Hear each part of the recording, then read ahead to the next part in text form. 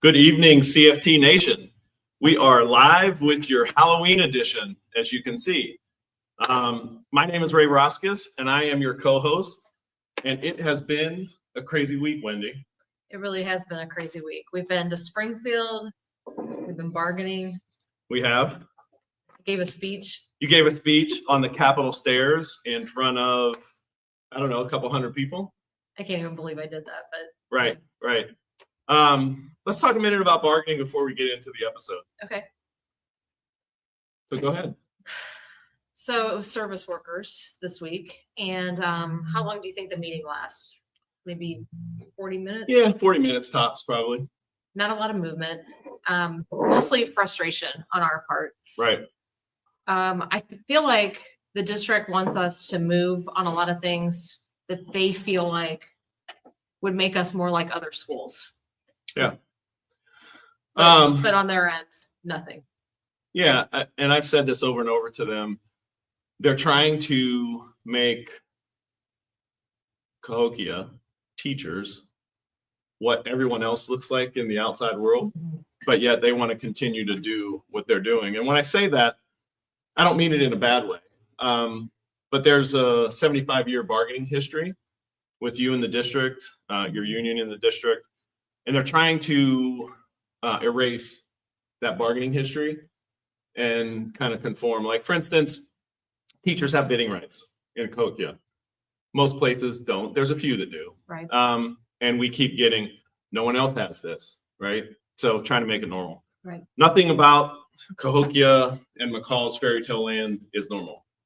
It is not. And some of the things that they bring up, you know, they'd like to get rid of something like bidding, but they don't want to admit that some of their policies that they really want are like nowhere else. I can't think of another district where an employee might find themselves disciplined for using like 45 minutes of sick leave. Yeah, correct. Yeah, but enough about that, because it's So- just going to get my blood pressure up, and this is going to be fun. So Yes. let's go. Your speech was amazing, by the way. Thank you. I see some of the comments.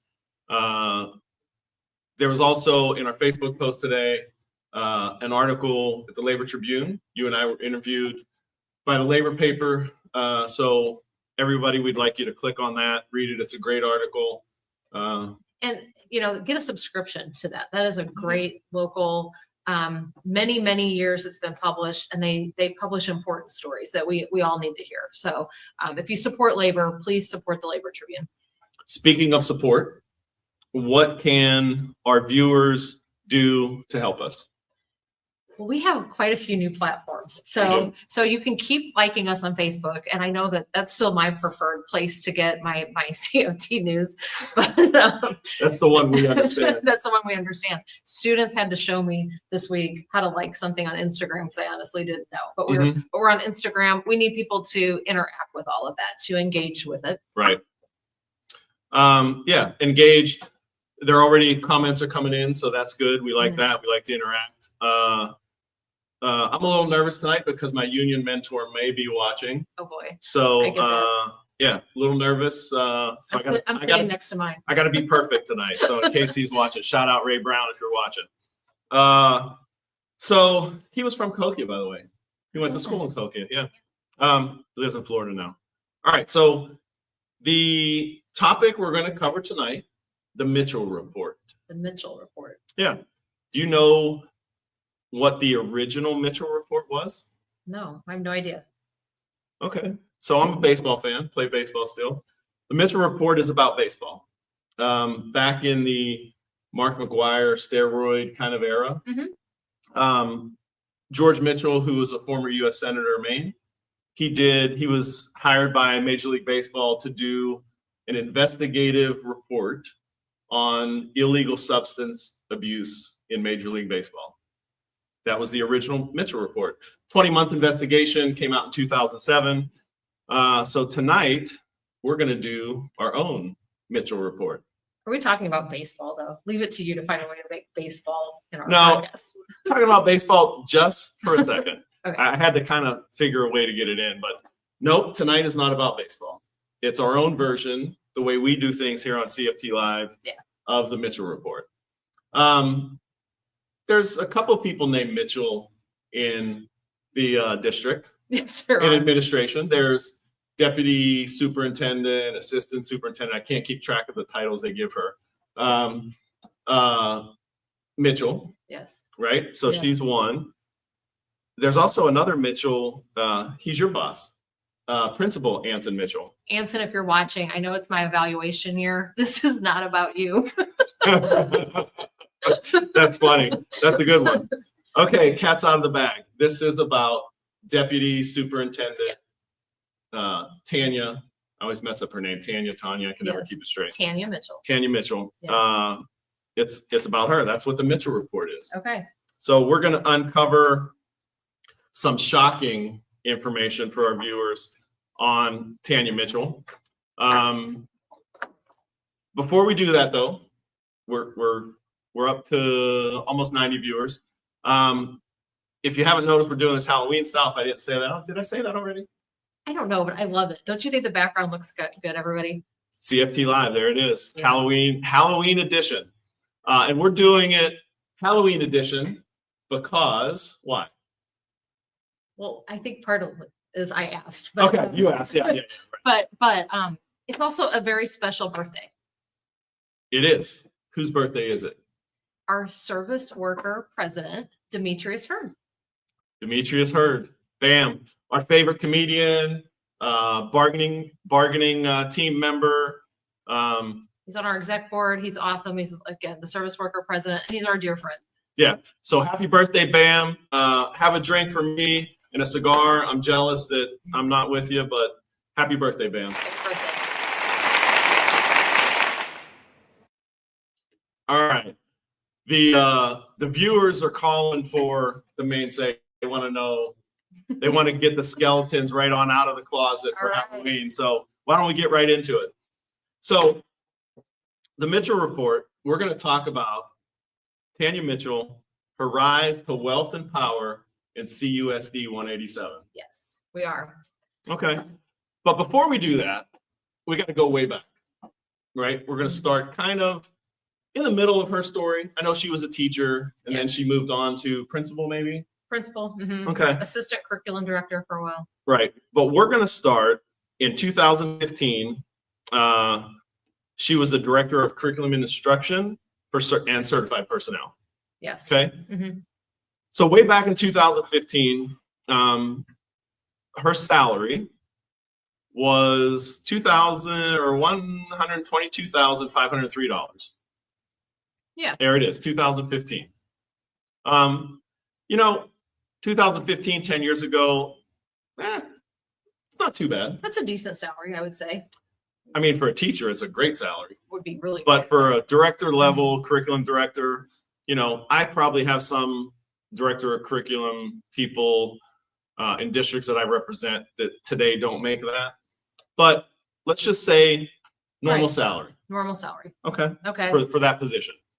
Okay. So let's move on to 2016. What happened in the rise of Mitchell in 2016? So she's in the same position, same title, Uh-huh. and she gets a 1.5% increase. It's about $1,800. Okay. So she moves to $124,371 is her salary. So nothing startling. No. And same thing, 2017, we moved up to $125,507. That's about a 1% increase, $1,136. Nothing crazy. And for all of the CFT viewers, they all remember these years. These were years where we struggled to get any kind of increase ourselves. Mhm. Raises were small, so she didn't see big increases either. Yeah.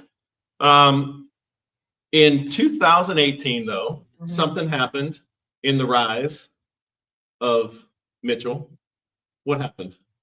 So 2018, first she's promoted to assistant superintendent. Okay. Okay. And that comes with pretty good size increase. Okay. More responsibilities. She's promoted $141,161 Okay. or about a $15,000 raise. Yeah. 15 and a half, Mhm. roughly. 12.5% increase. On the high side for a promotion like that, 10, 12%, I guess, is probably normal. Mm. She got a 12.5. So, okay, still nothing really crazy. No, and I mean, and most of us that know her, we know she works hard. We saw that, and there's always talk about these types of things. But again, she's a busy person. She does work hard, but Right. if you listen to her talk, she's the hardest working person in the district. Right. She'll tell you. All right, so let's move on to 2019. The ascension has started to move fast. Yes. So this is where it really speeds up. So she becomes, and we all remember this, interim superintendent. Okay. Okay. Mhm. She moves up to $200,000 per year. Whoa. It's a 42% increase. Wow. $58,836. When we were working this out, what was the thing that we thought?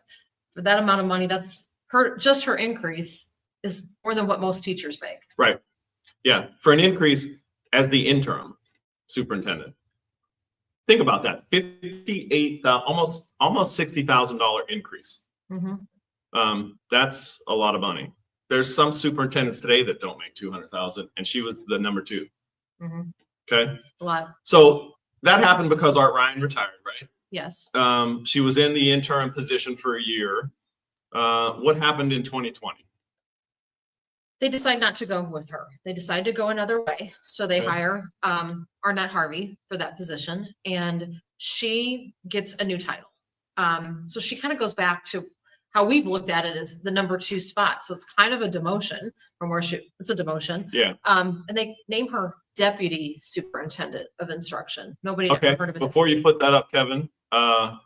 So the way I like to think about this, and you kind of touched on it, but I want to make it super clear for the viewers. She was in the number 2 position, assistant superintendent. She gets promoted to the superintendent, number 1 position, gets demoted to deputy superintendent. They changed the title, but deputy assistant mean the same thing if you look it up, and gets demoted to the number 2 position. She was number 2, goes to number 1, goes back to number 2. Right. So surely she didn't keep her $200,000 salary, did she? She kept it. So the salary stays the same, even though she's no longer superintendent. So she got demoted from a position that she received a $58,000 increase to. Right? She gets promoted, then gets demoted, and keeps her $58,000 increase. Correct. How does that work? I don't know. I know I work in the same place, but I'm not treated like this at all. Yeah. You see my salary. So just let me just ask you a question. Let's just take the service workers, for instance, their contract, right? Okay. So you have custodians, you have maintenance, right? Mm-hmm. Would you consider moving from a custodian to a maintenance person? Most of them, I think all of them, have higher salary schedule. They do. Would that be considered kind of a promotion? Absolutely. Okay. So if I'm a custodian in your unit Mhm. and I get promoted to maintenance, right? Right. And then I do that job for a year and then I get demoted back to a custodian, I get to keep my salary, right? If they get their way in the contract, they won't even be able to be demoted. They just get fired. So the answer to that question is no, I Right. don't get to keep it. No. Okay. Sorry, I kind of just wanted to ask that question. So she gets demoted, keeps her $200,000 payday. Yeah. Salary stays flat for a few years, pretty much like teachers, service workers, secretaries all stayed flat because we didn't get step increases for a few years. So Right. pretty much you stayed flat, right? We did. Okay. Let's fast forward a little bit to the last school year, 2025. Mhm. I say 2025, it's a 24-25 school year, but we refer to it as 2025. What happened with Mitchell in 2025? So according to our data, she moves to $215,532. So that's a 7.8% increase. Yeah, $15,500 raise, up to 215,000. Yep. Again, nice raise, 7.8%, pretty good. But the story doesn't end there. But we're going to pause Yes. for now. And what time is it? It's time for calling you out. I love calling you out.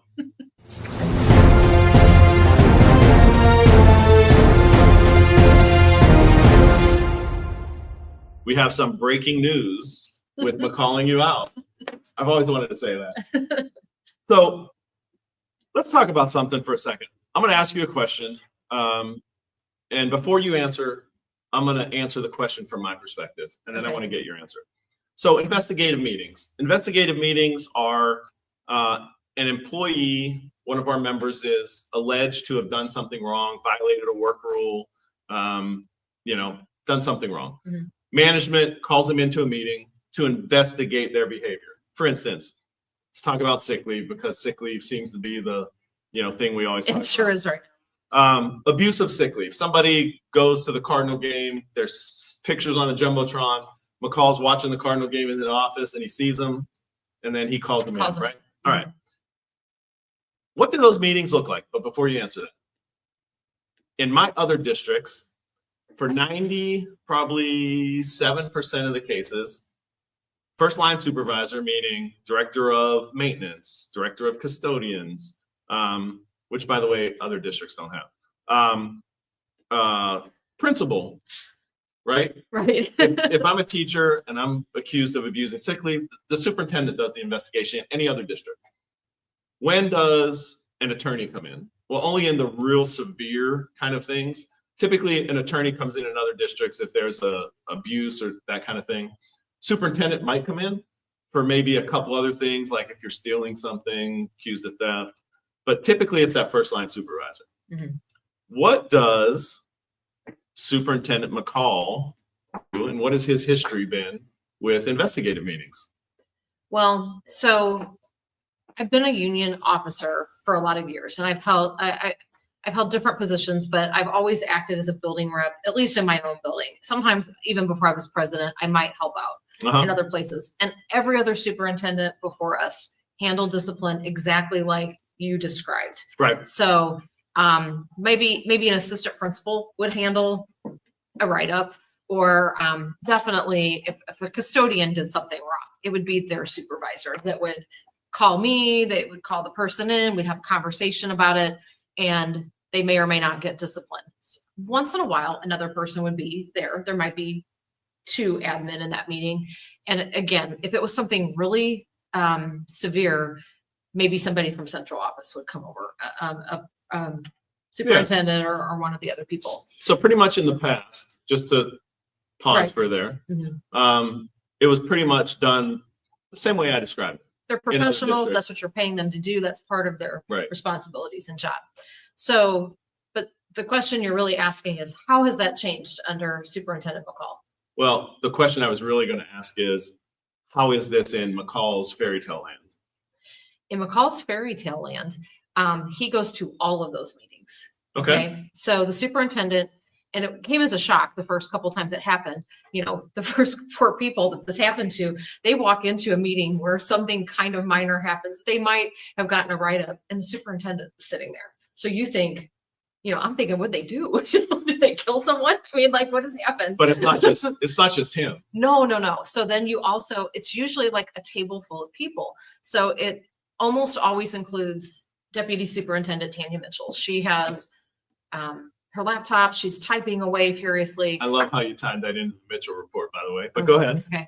And then you also get Stephanie Skurlark-Belt. She's always there, and she always has an iPad. She's always furiously writing too. Sometimes they ask questions, sometimes they don't.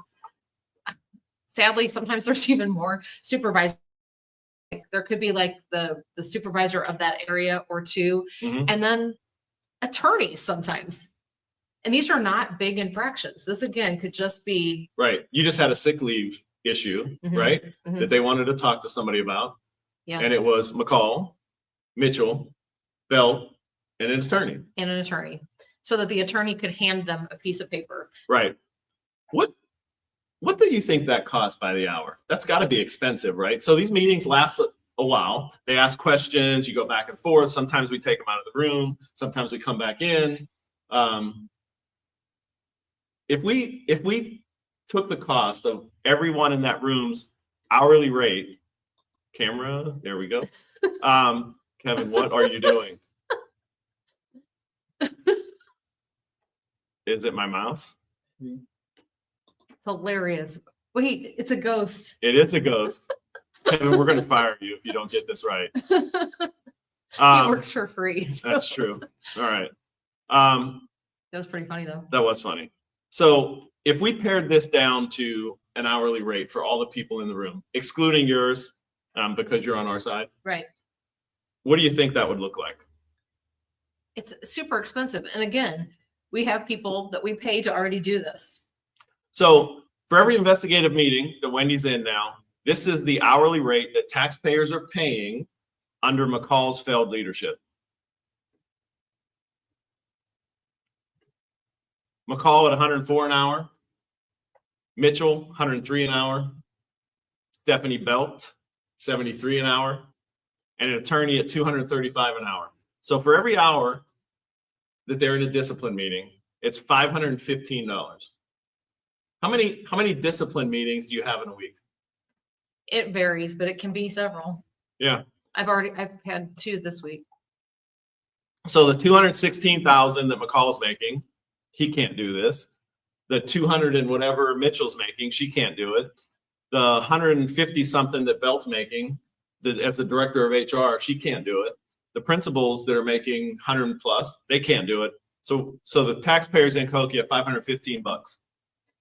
And again, a couple of these, I just walk out of there shaking my head because the outcome is exactly the same. If you have one of them there, or Right. just the supervisor, that again, you're already paying them to be management. You're Right. paying them to do things like discipline, low level discipline, Right. or at least let them know, hey, we're investigating this. You might end up going before the board. Yeah. And some of the things, like the thing today, should have been a conversation with the supervisor and it could have been fixed. And they wouldn't have spent $515 of taxpayer money. Fleecing of Right. taxpayers. Right. Bleeding, I think, in Halloween. thing. Bleeding. Kevin, put that back up because we didn't bleeding the district I dry love the Halloween font. style. The font is super nice. Yeah. Okay. Okay. So that's your McCalling you out for the day, for the week. And let's get back into the Mitchell report. Would love to. So where were we in Tanya Mitchell's rise to wealth and power? So in her rise to wealth and power, we just finished with her 7.8%, $15,532 raise in 2025, which was last year. Okay. So we covered a 10-year span, right? Mhm. And we talked about her rise to wealth and fame in CUSD 187, Yes. right? So I don't know if anyone was paying attention and jotting these numbers down, but in case they weren't, in a 10-year span, in 10 years of increases, take a guess what you think that those numbers added up to. I already know because you already told Yeah. me. All right. What Well, do you guys think? Yeah, somebody throw a number out there. And we're not going to wait Okay, we'll just. because we're 23 minutes in. Yeah. Kevin, you want to throw the graphic up? In 10 years, Mitchell received $93,029 in raises. 76% increase. In the last 10 years, has your salary gone up 76%? It certainly has not. Yeah. Again, it's outrageous what Cahokia pays an assistant superintendent in today's day and age. Yes, A it is. lot of superintendents don't make what she's making, but the story doesn't end there. No, we've got more to tell. How many people are in the curriculum and instruction kind of department in admin? There's several. And there's more people than this, but just admin. I guess we need to start listing them. Yeah, how many are there though? Four total? 4. Mhm. But then there's assistants and, clerks, and- whatever. and secretaries. But we're not and even going to everything. focus on them. We're going to talk about Tanya Mitchell is the deputy superintendent of instruction, right? So she's over instruction. Mhm. So her title says. Right. There's 3 other people. Who's the second one? So according to last year, it would be Casey Shahid, and she was the assistant superintendent of instruction. Wait a second. You got a deputy superintendent of instruction. And now you have an assistant superintendent of instruction. To the tune of $156,321. Whoa. Okay. Then you have Sharina Johnson. This was last year. Mhm. Director of Curriculum and Instruction, $114,591. Yes. And then Flora Brown, the Assistant Director of Curriculum, at $107,385. So most districts have a director of curriculum and instruction, Mhm. right? They're kind of on the same level as principal level kind of administration. Yeah. So you have deputy superintendent of instruction, assistant superintendent of instruction, a director of curriculum and instruction. I have a hard time saying curriculum when I say it fast, and an assistant director of curriculum. And again, there's other, I mean, we're kind of just giving you guys like a little slice of the pie. We could kind of make this worse, but we're just going to keep it with this to not inflate this too much. Yeah. But it's a lot. And this is just 3,000 students. This is just the beginning of the administrative bloat in your district, right? We can do so many, we are going to do so Yeah. many shows on how they're spending money. So if you're an administrator, your turn may be coming. Kevin, Kevin, This is what is ghost. happening? Okay. Please don't do that again. That was disturbing. So all of those people combined Mhm. in charge of that department, what do you think that total was? I know you already know, so why don't you just say it? $593,829. That is a nightmare. It is a nightmare. Yeah. I love your graphic. It is a good one. That's obscene. That is criminal. That your district is paying 4 people to basically do the same job to the tune of almost $600,000. Well, and again, we've been called greedy. Our secretaries were called greedy, but yet taxpayers are footing the bill for this. Yep. And not just taxpayers in Coquia, because you get state and federal funding. So taxpayers everywhere. Yeah.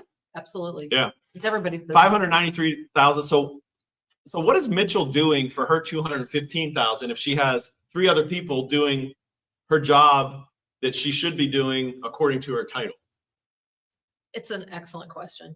Yeah, I don't have an answer. And I think this is one of the reasons why it's so important that we can request people's job descriptions under contract. That's what another thing the district thinks. We don't really need to know that, but I mean, transparency is called for here.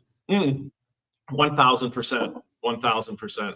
It is when you start looking at the data that they provided us with the job titles of the administration, like there's 2 of everything.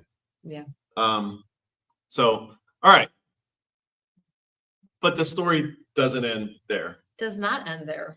So there's a piece of this that is, how do I say it? So coincidental that it's Eerie. spooky. It's so coincidental that we had to show it. So we're going to talk through Deputy Superintendent Mitchell's political contributions, along with a few other people. And we're going to do a little comparison and look at the coincidence. Okay. All right. I like where this is headed. So, Kevin, if you could pull up the first page, and I'm going to read at my notes because that is too small for me to It see is on our computer screen. Yes, yes. So what you're looking at is a document from, or a screenshot from the Illinois State Board of Elections site. And this deals with political contributions, who made them on the left side. All of these on this first page are from Deputy Superintendent Mitchell. The amount received, the amount date received, the reported received date, and who she gave money to. Okay. Okay. So let's just go through them real quick, and we can kind of just say, These are all from Mitchell, so we don't have to say who it's from. She lives in, and we probably should have blacked out her address. Yes. So we probably won't show the next couple. So that's our bad. Yeah. But anyway, you want to take the graphic off, Kevin, because I don't want to leave her address up there. So Mitchell gave $500 on 10/18. Hey, Kevin, if you could real quick go into the spreadsheet down there at PowerPoint. Yep. And we're doing this on the fly, so hang on. And if you could do the next 4 pages and just move, I don't know if you can do something with it, but people, can they see that? No? Don't worry about it if you can. All right, so we're going to talk through her contributions right now. She gave $500 on 10/18 to Citizens for Curtis McCall. What's the next one, Wendy? So then on 11/23/2022, she also gives $500 to Curtis McCall, Citizens for Curtis McCall. On 11/6, she gave $2,000, 2020, 11/6/2020, $2,000 to Centerville Township Citizens for Better Government. Okay. Then in March of 2020, she donates $1,200 again to Centerville Township Citizens for Better Government. Okay. On December 14th of 2019, she gave $1,500 to Centerville Township again, Citizens for Better Government. And then in 2018, we have $800. Same thing, Centerville Township Citizens for Better Government. Okay.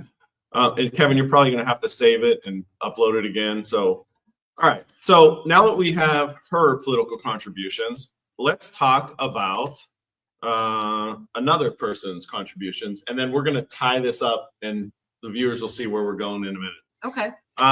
So we're going to talk about Arnett Harvey. And so for viewers who don't know Arnett, he was a superintendent before Curtis McCall Jr. He was also our finance director for a number of years. Correct. So first contribution, and these are kind of out of order. They're not like the other ones. So we'll just go down the list just to make it easy. 11/6 of 2020, he gave $2,000 to Centerville Township Citizens for Better Government. Then on October 29th of 24, $500 for Citizens for Curtis McCall. Yep. On 10/18/24, he gave $500 to Citizens for Curtis McCall. In November of 2022, another $500 went to Citizens for Curtis McCall. And then December 3rd of 2021, he gave $500 to Citizens for Curtis McCall. I will point out too that neither Mitchell or Harvey list their addresses living in Cokia. So kind of it's in my experience in the superintendents I deal with, I kind of went and did a little digging with their names into the State Board of Election site. And I didn't find any of my superintendents that I pulled up that gave to a mayor race. Interesting. Yeah, very interesting. So what we're going to do next, since you know, and you can find all this information and their addresses listed in the State Board of Election site, but I just don't want to put it up here. I get that. I think that's polite. Yeah. Even though we've talked about her rise to wealth and fame. True. So we're going to compare Mitchell's contributions to Harvey's contributions. And what we're going to do is show the contribution in each year, what dates they were done, the amount they were given by each of them. So for instance, and again, we have this data, you can look it up on your own. It's factual information. We're only not pulling it up because it has that, their address. So Tanya Mitchell, 10/18/24, gave $500 to Citizens for Curtis L. McCall. She did. And ironically, on 10/29/2024, $500 was given by Arnett Harvey to the same person, Citizens for Curtis McCall. So same amount. It was received by Citizens for Curtis McCall on the same date, January 15th of 2025, in the same amount by those two people. Same amount, went to the same place, from the same workplace, And neither of them live in Cahokia. and neither live in Cahokia. That's a coincidence. Big coincidence. Well, Does it end there? it does not. What would you say if I told you there was another one? So let's take a look at 2023. Okay. Mitchell gave $500 on 11/23/2022. It was received by Citizens for Curtis L. McCall on 1/16/2023. Talk about Harvey. So another $500 donation. Amount received date 11/23/22. So same date as Mitchell's. The report was received on 1/16, same as Mitchell's, and it also went to the same place, Citizens for Curtis McCall. That's really coincidental that you have now two contributions, different years, by two different people to the same amount on the same date to the same person. Mhm. But there's one more on 11/23/2022. Art Ryan. So Art Ryan, former superintendent, Mhm. who, by the way, is a consultant with the district, getting like $30,000 or $35,000. Yeah, Right? still on the payroll. How much did he give? The exact same amount, $500. When was it received? It was received on 1/16, same as everybody else. And when was the amount received? Well, I'm sorry. So all the dates were the same, 11/23 and 1/16. I got Yeah, it these get kind of confusing. So all three people, Mitchell, Harvey, and Ryan, gave the same amount to person, Citizens for Curtis L. McCall, Mhm. on the same date, and it was received on the same date. It's very strange. None of them live in Cahokia, by the way. None. That is a coincidence that can't be explained, I guess. I guess not. But that's all we have, right? It's not. Okay. So, so what year are we looking at now? 2020. Okay. So let's just kind of say Mitchell and Harvey. How much did they both give? They both wrote $2,000 checks. Okay. The amount was received on which date? November 6th, 2020. By both of them? Mhm. Okay. The report received date is what? 1/14/2021 for both. So two people gave the same amount, and by two people, I'm saying Mitchell and Harvey, They work in the same place, right? Don't live in Cahokia. do not live in Cahokia. 2,000 each. Amount was received the same date, and the received by is Centerville Township Citizens for Better Government. Correct. So you and I work together a lot, right? Yeah. Okay. So how likely do you think it would be that you and I, in any given year, gave political donation to a candidate in a town that we don't live in an amount the same we each Amount. gave on the same exact date? I mean, if that just was happening in my life, I'd be trying to play the lottery and stuff like that. I mean, like, that's crazy coincidence. I agree. Again, is it coincidence or is it something else? I don't know. We'll let our viewers decide. Yeah, for sure. So that we're 40 minutes in. That is your Mitchell report.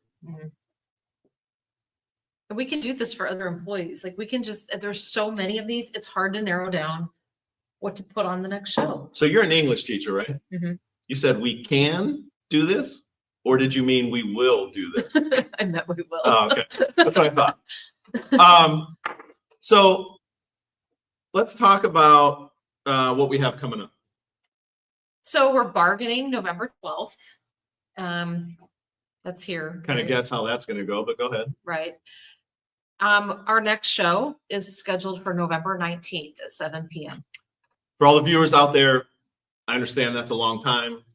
I am taking a little time off Much for deserved. next week. So that's why we're not, and that actually November 13th is my birthday. So, and no, I'm not making But- a graphic for myself. But that's not the right date. Isn't it November 13th that we're doing it? Doesn't that say the 13th? I'm sorry, the night, I thought it was gonna be the 19th. I read it maybe wrong.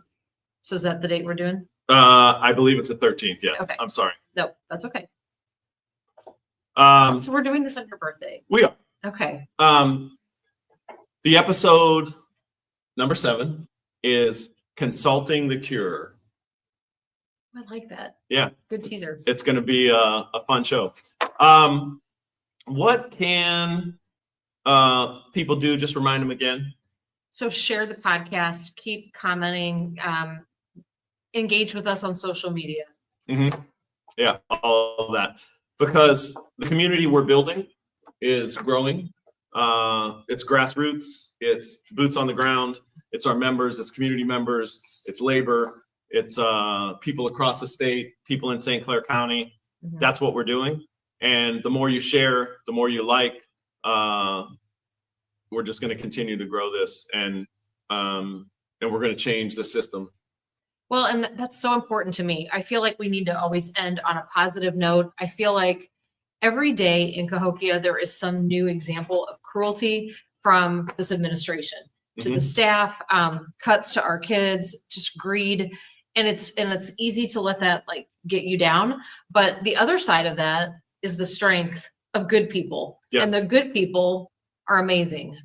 We talked about the Labor Tribune. I mean, the Labor Tribune fights for working class families all the time by getting Right. stories like our story out. But so does the IFT, so does SWAC, so do good people, citizens of Cahokia that are paying their taxes, they're doing what they're supposed to do, Right, and they deserve so much better. So we're never going to be quiet about right, but we couldn't do any of it. It would just be, I said this earlier, without people watching and making time for this, it'd just be like the three of us hanging out at the IFT, which would be really weird. right, exactly. Is that it? Yeah, that's it. Okay. I agree with everything you said. Strength comes from like-minded people getting together, right? Mhm. Your members are engaged, they're active. Throughout this process, we've made relationships with each other. They've grown stronger, friendships, and the only way we get to the end, which is a school system that is not about political favors, is not about taking from the community, a school system that gives kids what they deserve, gives employees what's fair, what they're worth. And we do that together as a group. And if you're out there listening and you're a member, you're a community member, talk to people about our podcast, talk to people about our Facebook page, talk to people about our story, Wendy's story, Kevin's story. And we are going to continue to grow and bring more people in so that they can't ignore what you want, what your members need, what the students deserve. That's what's going to happen. And I love our team. Don't you love our team? Yeah, our team's great. They're like family. My exec board, just incredible. Our bargaining team, such good people. I'm so glad I'm on our team and not their team. Right, right. All right. So that's the show. So Superintendent McCall, we're coming. Buckle up, Junior.